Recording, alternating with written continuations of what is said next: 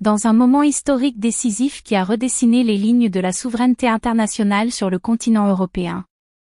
Le gouvernement espagnol dirigé par Pedro Sánchez a déclenché une véritable bombe diplomatique face à la Maison-Blanche, annonçant une rupture claire et directe avec les politiques d'injonction militaire et de pression géopolitique. Par des mots francs et retentissants que Washington n'a pas l'habitude d'entendre de la part de ses alliés traditionnels au sein de NATO, Sánchez a déclaré explicitement que Madrid ne permettra en aucune circonstance que les bases militaires situées sur son territoire soient utilisées comme plateforme de lancement pour des attaques agressives ou des opérations de bombardement visant la souveraineté iranienne.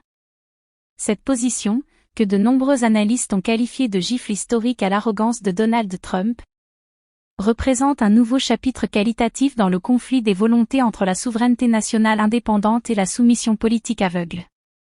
L'Espagne s'est ainsi dressée aujourd'hui comme un rempart solide face aux ambitions expansionnistes et aux politiques offensives que le président américain a tenté d'imposer à ses alliés comme une réalité incontournable.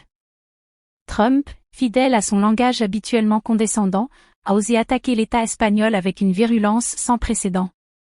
déclarant dans des propos hostiles que l'Espagne ne pouvait plus être considérée comme un pays ami des États-Unis.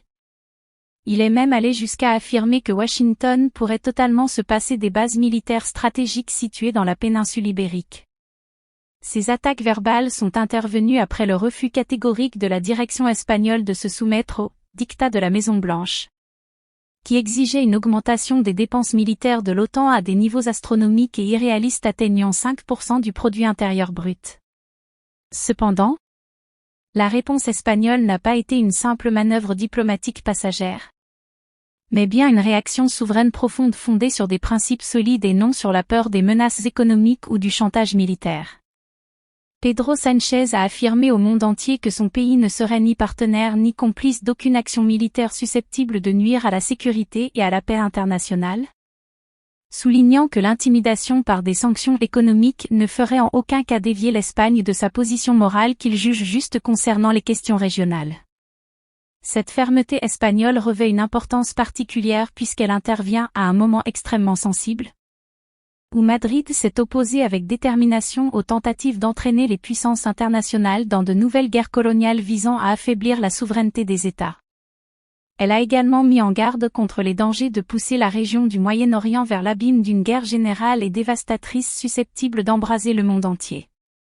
Face à cette grandeur souveraine que l'Espagne affirme aujourd'hui, apparaît un contraste frappant et douloureux avec d'autres puissances régionales et internationales qui sont tombées dans le piège de la dépendance absolue. Cela place les peuples devant des questions existentielles concernant la notion de dignité et de décision nationale indépendante. Madrid a clairement démontré que la véritable force des États ne se mesure pas uniquement à la taille de leur arsenal militaire ou à leur domination des marchés financiers, mais réside dans la force morale et institutionnelle qui donne à un État le courage de dire « non » aux grandes puissances lorsque le droit international et le droit des peuples à disposer d'eux-mêmes sont en jeu. La fermeté de l'Espagne face au comportement provocateur de Trump constitue une leçon éloquente de fierté nationale et une confirmation vivante de l'émergence d'un monde multipolaire en formation. Un monde gouverné par les positions des États qui respectent leur dignité et refusent de transformer leur territoire en simple base militaire ou en dépôt de carburant au service des guerres et des ambitions d'autrui. L'histoire se souviendra que Pedro Sánchez, à ce moment charnière des relations internationales, a choisi de privilégier l'éthique de l'État et la souveraineté nationale plutôt que de satisfaire l'administration américaine. Il a ainsi affirmé que le peuple espagnol possède une direction capable de vision et de courage pour défendre sa dignité internationale loin des conflits sanglants et de la destruction. Ce refus catégorique de transformer le territoire national en point de départ pour l'agression constitue une rupture avec la logique de dépendance. Il rappelle à la communauté internationale que la véritable puissance des nations découle de leur boussole morale et de leur attachement ferme à la légitimité internationale face aux tempêtes de la géopolitique.